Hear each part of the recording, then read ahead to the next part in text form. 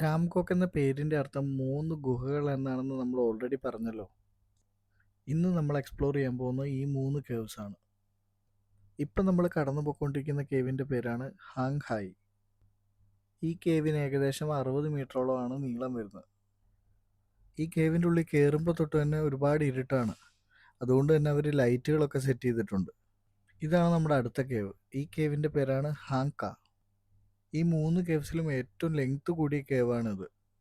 ഏകദേശം 120-130 മീറ്റർ നീളം ഉണ്ടാവും ഈ കേവിന്. 3 കേവ്സിൻ്റെ മുകൾ ഭാഗത്തെ ഡിസൈൻ വ്യത്യസ്ത രീതിയിലാണ് നാച്ചുറലി ഫോം ആയിട്ടുള്ളത്. ഈ കേവിൽ കൂടുതലായിട്ട് നമ്മൾ കൂർത്ത് നിൽക്കുന്ന പോലത്തെ ഡിസൈൻസ് ആണ് കണ്ടത്. ഒരു കേവിൽ നിന്ന് അടുത്ത കേവിലേക്ക് ഏകദേശം നമുക്കൊരു അരമണിക്കൂറോളം യാത്രയുണ്ടാവും. ഇതാണ് അടുത്ത കേവ്. ഈ കേവിൻ്റെ പേര് ഹാങ് ബാ. ഇതാണ് കൂട്ടത്തിലെ ഏറ്റവും ചെറിയ കേവ്. ഏകദേശം ഒരു 50 മീറ്ററോളം ഇതിന് നീളം കാണത്തുള്ളൂ. ഈ ഗുഹയിലേക്ക് കയറുമ്പോൾ തന്നെ നമുക്ക് എക്സിറ്റും കാണാൻ പറ്റും. കാരണം അത്രത്തോളം ചെറുതാണ് ഈ ഗുഹ. ഇതാണ് നമ്മുടെ ബോട്ട് യാത്രയുടെ എൻഡ് പോയിന്റ്. ഇവിടെ നിന്ന് എല്ലാ ബോട്ടുകളും വന്ന വഴിയെ തന്നെ തിരിച്ച് നമ്മുടെ സ്റ്റാർട്ടിംഗ് പോയിന്റിലേക്ക് പോകും.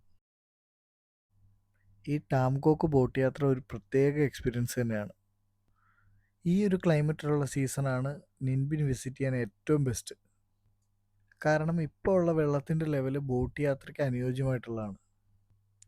റെയിനി സീസണിലാണ് വരുന്നതെങ്കിൽ നദിയിലെ വെള്ളത്തിൻ്റെ ലെവലൊക്കെ ഉയരുന്നതുകൊണ്ട് കേവ്സിലൂടെ ഒന്നും ബോട്ട് കടന്നു പോകില്ല. അതുമാത്രമല്ല, സുരക്ഷാ കാരണങ്ങളാലും ബോട്ടിംഗ് എല്ലാം കംപ്ലീറ്റ് ആയിട്ട് നിർത്തിവെക്കാൻ ചാൻസ് ഉണ്ട്. അങ്ങനെ നല്ല വിഷ്വൽ എക്സ്പീരിയൻസ് ഒക്കെ തന്ന ടാംകോക്ക് സ്റ്റോറി ഇവിടെ അവസാനിക്കുകയാണ്.